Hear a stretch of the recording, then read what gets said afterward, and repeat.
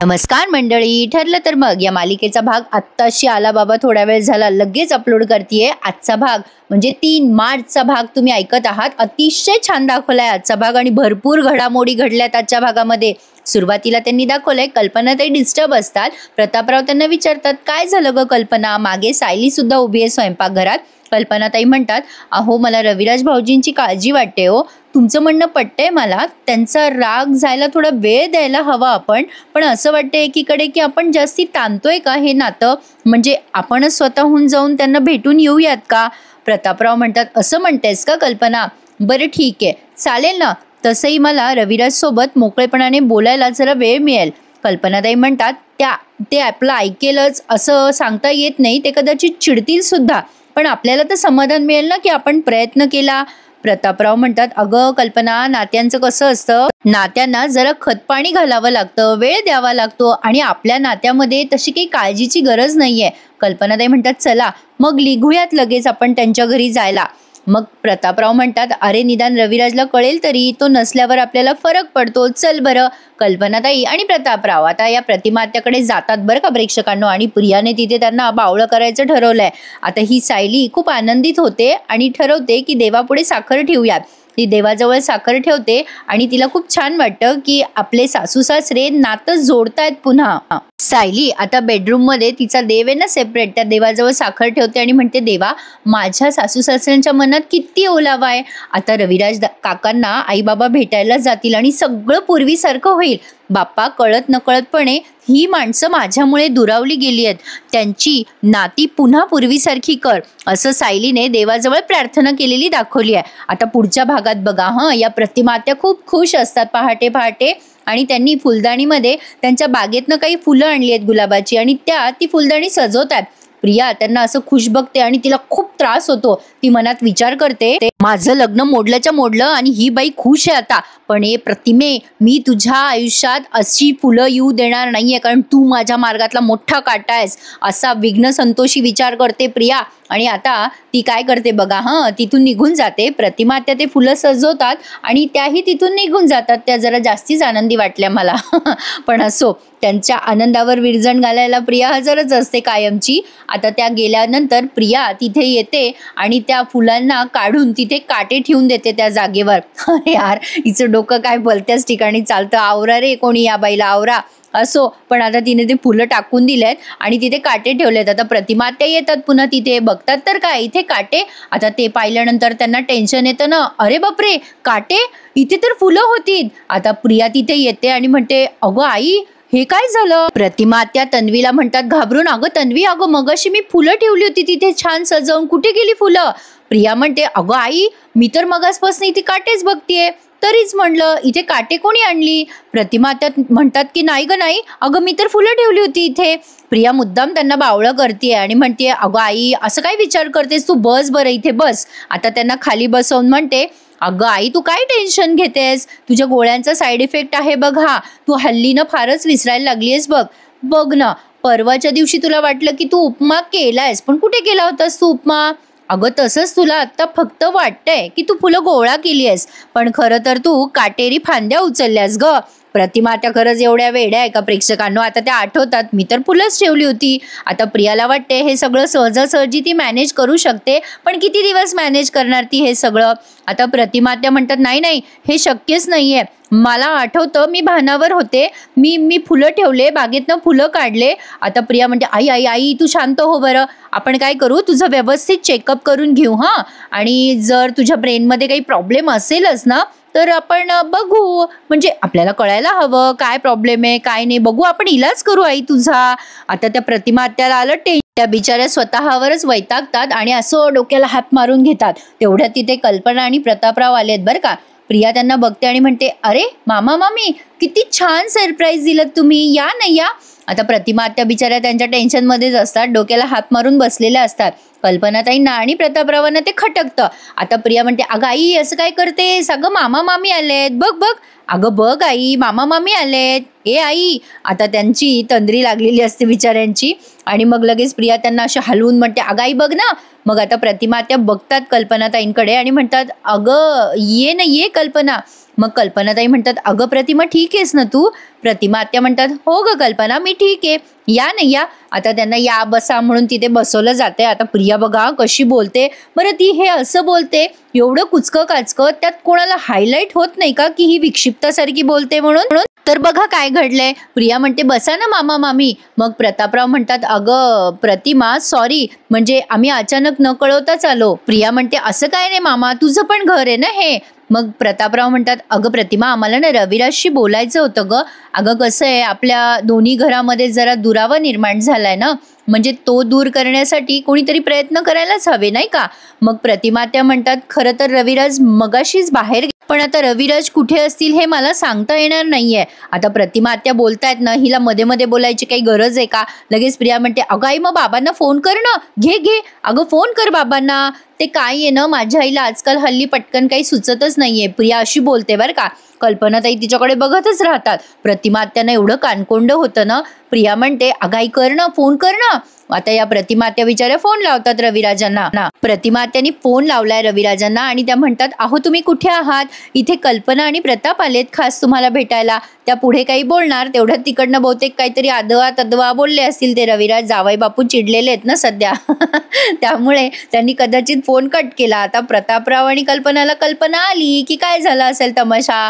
पण आता बघा इथे जोशी साहेबांचा त्यांनी पुन्हा एकदा सीन दाखवलाय. अर्जुन आणि जोशी गाडीमध्ये आहेत. आता जोशी म्हणतो, अहो हे बघा तो मैपत माझ्या हात धुवून मागं लागलाय हो. अहो त्याची माणसं पण शोधतायत मला, मी त्याचे कॉल पण रिसीव्ह नाही करत आहे, मी किती दिवस लपून राहू?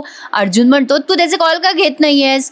आता जोशी वकील म्हणतात, असं काय करता? आश्रम मर्डर केस मी तुमच्याकडे घेतलीये, म्हणजे दिलीये, हे सांगायचं नाहीये ना मैपतला. आता अर्जुन म्हणतो, नाही सांगायचंय. अरे बाबा पण त्याच्याशी बोलायचं नाही, त्याचे फोन रिसीव्ह करायचे नाही असं सांगितलं होतं का तुला? त्याला लक्षात नाही येणार का काहीतरी गडबड आहे? बोल ना त्याच्याशी. आता जोशी म्हणतो, अहो आता कसं खोटं बोलू मी मैपतशी, मला कठीण जाईल हो खोटं बोलणं अर्जुन म्हणतो, अच्छा कोर्टात तर पटापट खोटं बोलत होतास तू आणि आता सडनली काय झालंय अचानक, तुला खोटं बोलता येत नाहीये का? मैपतच्या फोनची वाट बघायची नाही, चल आत्ताच्या आत्ता त्याला फोन लाव. जोशीला बिचारायला इकडे आड आणि तिकडे वीर झालाय. अर्जुन म्हणतो, तू इतके दिवस कुठे होता? त्याचं काहीतरी आपलं दे रिझन, त्याला काहीतरी असं सांगून टाक, चल लाव फोन.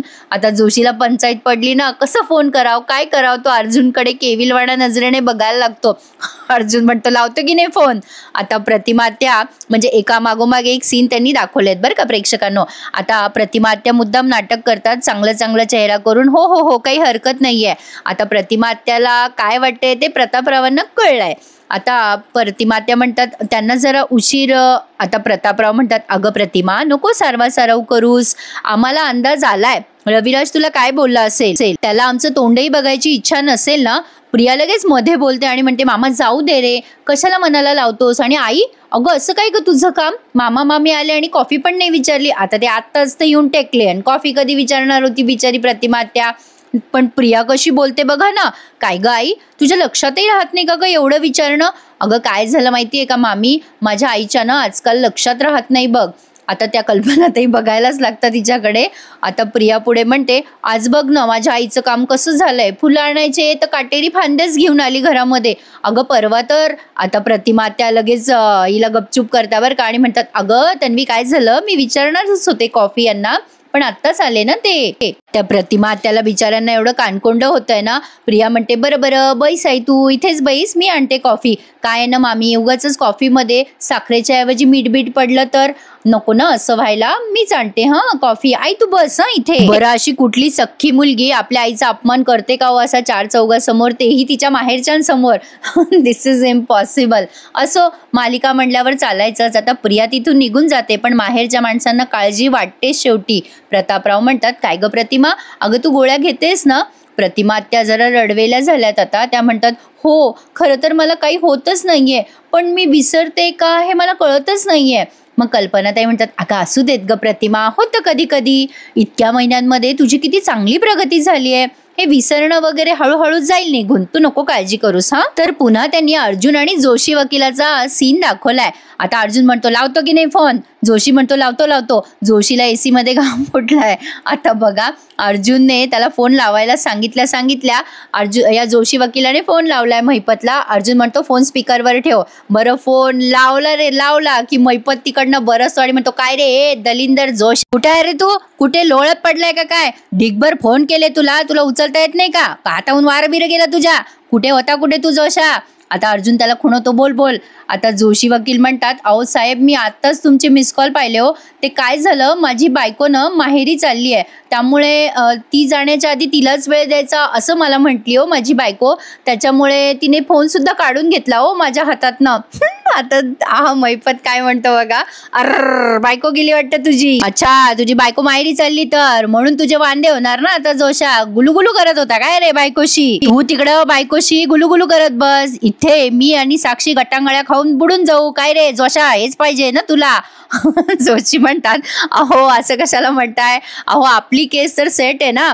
आता उद्या कोर्टाची शेवटची तारीख घ्यायची आहे. मग परवा ते पवार वकील मधुभाऊंना आत टाकून देईल आणि मी कोर्टासमोर हातबल होण्याची ऍक्टिंग करेल. मग महिपत तिकडनं म्हणतो बरं ठीक आहे ते कोर्टाच्या तारखेचं काय जे आहे ना ते माझा वकील पवार बघून घेईल. थोडक्यात कळलं का तुम्हाला प्रेक्षकांनो? जोशी वकिलाने महिपतला गाफील ठेवलंय की तो ही सगळी केस त्याच्या मनाप्रमाणेच लढणार आहे पण सध्या तो बिझी आहे. आता महिपतला या गोष्टीचा विश्वास बसलाय असं वाटतंय खरी. आता महिपत त्याला धमकी देत म्हणतो जोशा तुला परत सांगतो शेवटचं सांगतो आता जर तू मला न सांगता पुन्हा गायब झाला किंवा सुट्टीवर गेला तर तुला अशा सुट्टीवर पाठवल का तिथून तुला कोणी नोकरीवर पण ठेवणार नाही जोशा. जोशी म्हणतात नाही आता असं होणार नाही. आपण भेटू कोर्टात भेटू त्या तारखेला असं म्हणून जोशीने फोन ठेवून दिलाय. जोशी वकिलाने फोन ठेवून दिलाय. अर्जुन म्हणतो तुझं हातबल वगैरे मला माहिती नाही पण तू ऍक्टिंग मात्र मस्त केली आहेस जोशी. आणि आता घाम पुसून घे आणि कोर्टात जे सांगितलंय तेच बोलायचं. बिचारे जोशी वकील इकडे आड आणि तिकडे वीर अशी संकट त्यांच्या समोर उभी आहेत. आगीतून फुपाट्यात पडलेत असं म्हणायला हरकत नाहीये. पण आता पुढे काय मजा येणार आहे प्रेक्षकांनो. आजचा भाग इंटरेस्टिंग दाखवला त्यांनी. थोडासा उशिरा आला थोडासा काय सगळाच उशिरा आला. आता एवढं सगळं डिस्टर्ब होणार आहे माझं की विचारू नका. सकाळपासून वाट बघत होते मी. असो आपल्या थोडी हातात आहेत ह्या सगळ्या टेक्निकल गोष्टी. पण बघा प्रिया आता कॉफी घेऊन आली आहे प्रतापरावांसाठी आणि या कल्पनाताईंसाठी आणि म्हणते कशी बघा मामा मामी कॉफी घ्या ना घ्या. पण खरंच मामा मामी तुम्ही इथे आलायत हे तुमच्या घरी सगळ्यांना आवडलं नसेल ना. म्हणजे सायलीबद्दल बोलते बरं काही. आणि म्हणते कशी नाही म्हणजे काही लोकांना आपल्यातला दुरावा कमी व्हायला नकोय ना आणि तुम्ही इथे आलात तर फार वाईट वाटलं असेल पण बरं झालं तुम्ही त्या लोकांच्या नाकावर टिचून इथे आलात बरं झालं. कल्पनाताई म्हणतात अगं तन्वी कोणाला काही वाटू दे आपलं एक कुटुंब आहे आणि ते तसंच राहणार आहे बरं का.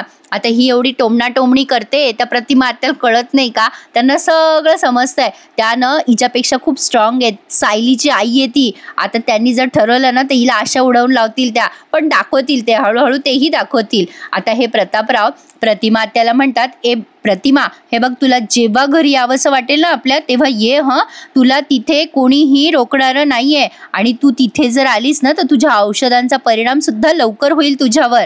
प्रतिमा त्या स्माइल करून म्हणतात हो नक्की येईल. आता प्रिया म्हणते घ्या ना घ्या मामा मामी कॉफी घ्या. पुढच्या सीन मध्ये जो 3 दिवसापासून प्रोमो दाखवताय ना तो प्रोमो फायनली दाखवलाय. अथर्व विचारे त्याचं सामान भरतोय बॅग मध्ये आणि पळून जायचा प्रयत्न करतोय. तो इकडे तिकडे लक्ष ठेवतो. आधी चैतन्य तर त्याला बघणार नाही ना.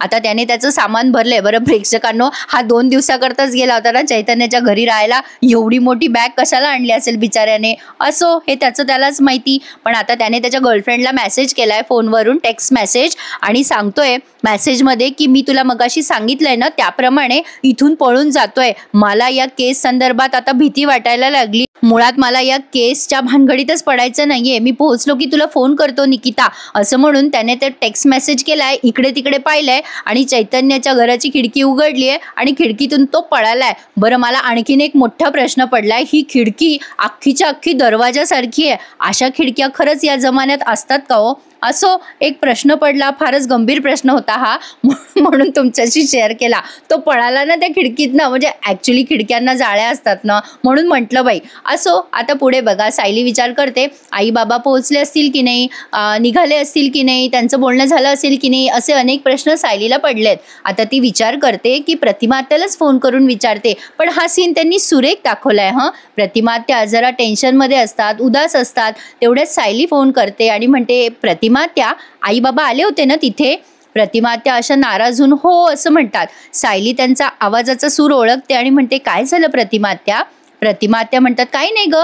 मग सायली म्हणते, 1 मिनिट आत्या, असं म्हणून ती फोन कट करते आणि प्रतिमा आत्याला व्हिडिओ कॉल करते. आता प्रतिमा आत्या म्हणतात, बोल सायली. सायली म्हणते, प्रतिमा आत्या काय झालंय? अशा नाराज का दिसताय तुम्ही? का तुमचा चेहरा पडलाय? आई बाबा शांतपणे बोलले ना? नाही म्हणजे काही भांडणं वगैरे नाही ना झाली तिथे?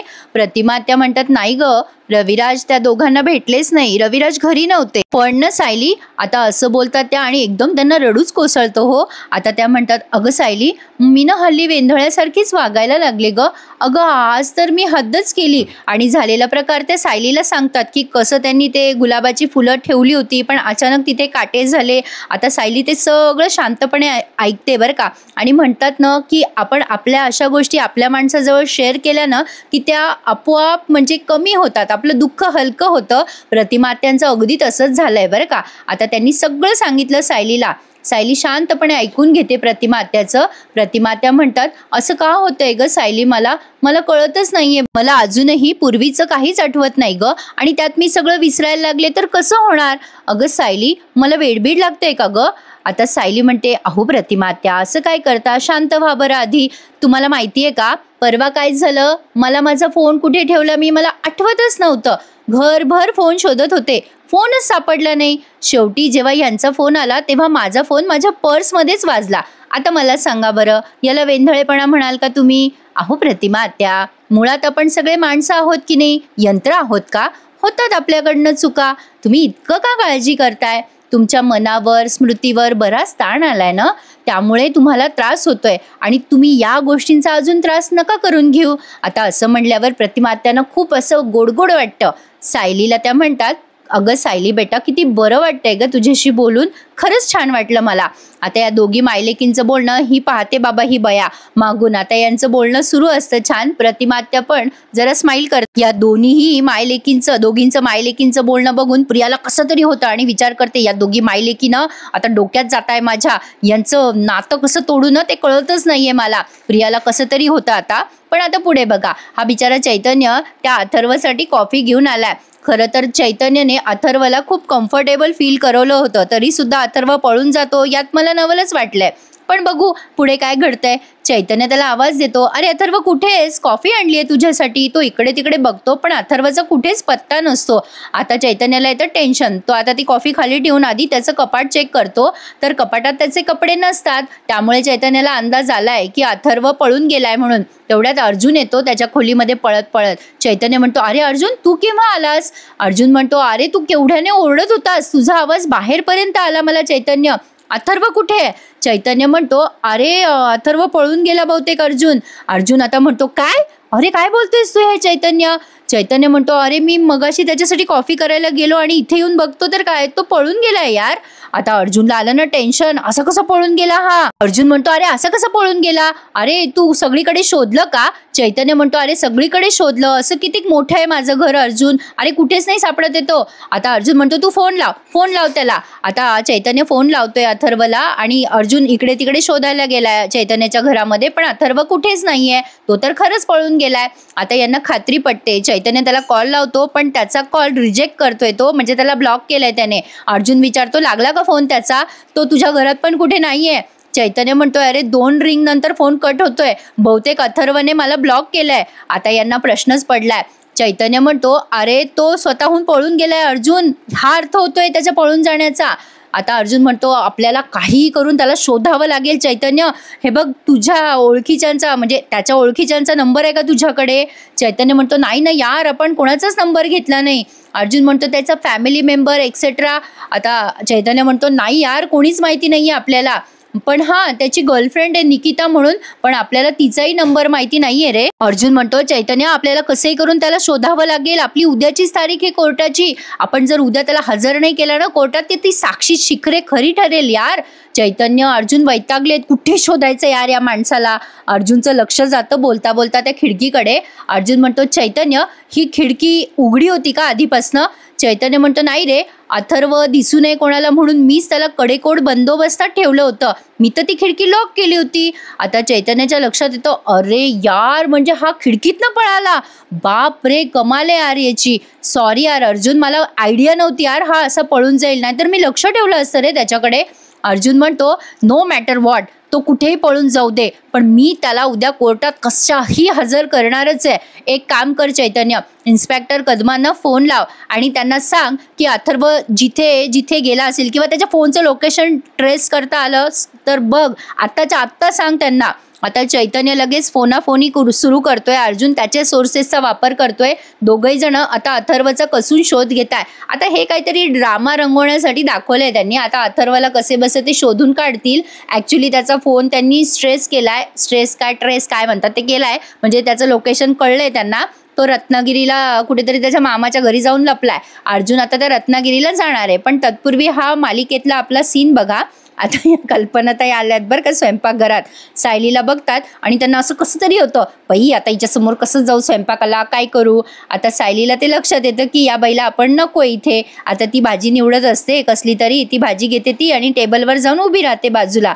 कल्पनाताई किचनमध्ये जातात. आता त्यांना बहुतेक स्वयंपाकाची काहीतरी तयारी करायची आहे, पण आगदावणेपणा करू लागल्या बरं का, म्हणजे मुद्दाम तनफन करून त्या स्टूल घेतात आणि स्टूलवर चढतात. आता तर सायली सगळं बघत असते यांचा तमाशा काय चाललाय. सायली विमलताईंना आवाज देते, विमलताई अहो आईंची मदत करा ना, अहो आई तुम्ही पडालो, स्टूलवर कशाला चढताय. पण कल्पनाताई हू नाही की चू नाही, त्या सायलीकडे बघायला पण तयार नाही. सायली म्हणते अहो आई पडाल, तो डब्बा खूप वजनदार आहे. आता पडाल करेपर्यंत या कल्पनाताई धाडकन आपटतात खाली.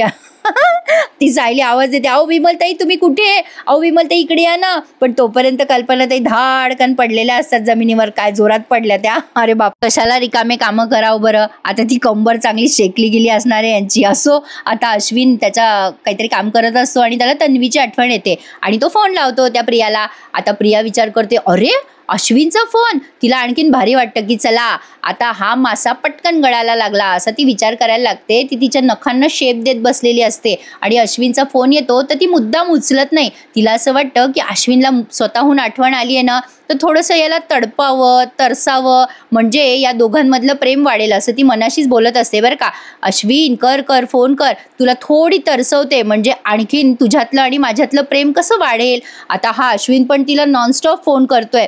आणि ॲक्च्युली ना प्रेक्षकांनो, हिचा प्रॉब्लेम नाही आहे, प्रॉब्लेम अश्विनचा आहे. तो जरा गरजेपेक्षा जास्तीच भोळा दाखवलाय त्यांनी, त्यामुळे तन्वीच्या ट्रॅपमध्ये तो अलगद अडकणार हे तर कन्फर्म. प्रिया स्वतःच्याच मनाशी बोलत असते, अश्विन कर फोन कर. अरे सहजासहजी मी फोन उचलणार नाहीये, त्याशिवाय आपल्यातलं प्रेम कसं वाढेल.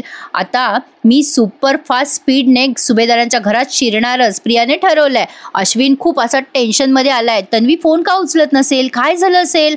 तन्वी फोन उचल. अरे यार काय झालं असेल, काही झालं तर नसेल ना तन्वीला, ती फोन का उचलत नसेल. अशा एक न अनेक शंका अश्विनच्या मनात आल्यात. घरी जाऊन बघू का तिच्या, काय करू, तन्वीशी बोलणं तर व्हायला हवं. अरे देवा, नाहीतर मला रेस्टलेस वाटेल. आता इकडे बघा कल्पनाताई धडालकन पडल्यात. आता ती सायली जाते त्यांच्या जवळ आणि म्हणते आई तुम्हाला म्हणत होते मी, वर चढू नका. अहो विमलताई लवकर या. विमलताई अजून यायचा पत्ता नाही. शेवटी बऱ्याच वेळाने विमलताई येतात, कारण कल्पनाताई जोरात किंचाळतात, ए विमल अगं कुठे गेली. आता विमल म्हणते अगं बाई देवा कशा पडले तुम्ही वहिनी. आता सायली म्हणते अहो वर चढल्या होत्या आई डब्बा घ्यायला, मी तुम्हाला किती हाका मारल्या. आता सायली हात लावत असते कल्पनाताईंना, त्या हात झटकतात सायलीचा आणि म्हणतात मूर्ख आहेस का विमल, अगं किती हाका मारल्या, हात दे मला, उचल मला. आता ती विमल उचलते कल्पनाताईंना. सायली पण मदत करत असते, पण कल्पनाताई सायलीचा हात झटकत असतात. विमल म्हणते अहो वहिनी थोड्या वेळ थांबायचं ना, पुरणाईची खोली साफ करून मी इकडेच येणार होते. सायली म्हणते अहो खूप हाका मारल्या तुम्हाला, बहुतेक तुम्हाला ऐकू नाही आल्या विमलताई हाका. मग कल्पनाताई पुन्हा तिचा हात झटकतात आणि विमलला म्हणतात चल ग मला खोलीत घेऊन चल. पण त्यांना काही एक पाय पण पुढे टाकता येईना, बहुतेक त्यांचा पाय मुरगळलाय. आता सायली म्हणते आई अहो तुमचा पाय मुरगळलाय, तुम्हाला पायऱ्या कशा चढता येणार, तुम्हाला चढताच येणार नाही आता. मग कल्पनाताई म्हणतात, अगं विमल, माझा ना पाय मुरगळलाय, एक काम कर, मला पूर्णाईच्या खोलीत घेऊन चल. त्या त्यांच्या बहिणीकडे गेल्यात तशा सुद्धा. सायली म्हणते, विमलताई नीट घेऊन जा हं, मी लेप करून आणते, तुम्ही पायाला लावा हं आईंच्या. कल्पनाताई वैतागतात आणि म्हणतात, ए बाई, तू काय डॉक्टर आहे का, गप्प बस ना थोड्या वेळ. अगं विमल, अश्विनला फोन लाव आणि त्याला विचार काय लावायचं पायाला. आणि आता ही विमल कल्पनाताईंना घेऊन जाते आतमध्ये पूर्णाजीच्या खोलीत. सायलीला बिचारीला टेन्शन आलं, अगं बाई माझी सासू पडली, आता कसं. आणि आता तिच्या टेन्शनवरच हा भाग संपला एकदाचा. सकाळपासून वाट पाहायला लावली बाबा. असो, तर आता पुढच्या भागात त्यांनी दाखवलंय की अर्जुन अथर्व विचारेचा कसून शोध घेतोय आणि चैतन्यला त्याच्या मेसेजचे सगळे कॉल डिटेल्स कळलेत आणि त्यात त्याने लिहिलेलं असतं की रत्नागिरीला तो त्याच्या मामाकडे चाललाय म्हणून त्याच्या गर्लफ्रेंडला कळवलेलं असतं त्याने. आता अर्जुन ठरवतो की तो रत्नागिरीला गेलाय म्हणून तो आता रत्नागिरीला त्याचा पाठलाग करायला जातोय आणि रस्त्यात त्याला कोणीतरी दिसतो इसम. त्याला वाटतं अथर्वचे, पण तो दुसराच कोणीतरी. तर माझ्या मैत्रिणींनो, अशा पद्धतीने ठरलं तर मग या मालिकेचा 3 मार्चचा भाग इथे संपला आहे. पण तुम्ही जाता जाता लाईक करा. ज्यांनी चॅनल नसेल सबस्क्राईब केले त्यांनी कमीत कमी चॅनलला सबस्क्राईब करा प्लीज. आता फक्त 5,000 सबस्क्रायबर बाकी आहेत 1,00,000 सबस्क्रायबर पूर्ण व्हायला. भेटूयात आता उद्या. केव्हा येतो या एपिसोडचा रिव्ह्यू ते सांगता येणार नाही, पण जेव्हा येईल तेव्हा लगेच अपलोड केला जाईल. कसा वाटला आजचा भाग कमेंट करून कळवा. तुमच्या कमेंटची मी वाट बघते आणि आता माझं स्वयंपाकघर आतुरतेने माझी वाट बघतंय. त्यामुळे भेटूयात उद्या याच वेळी. ठरलं तर मग या मालिकेच्या नवीन रिव्ह्यू सहित. तोपर्यंत चॅनल सबस्क्राईब करा. धन्यवाद.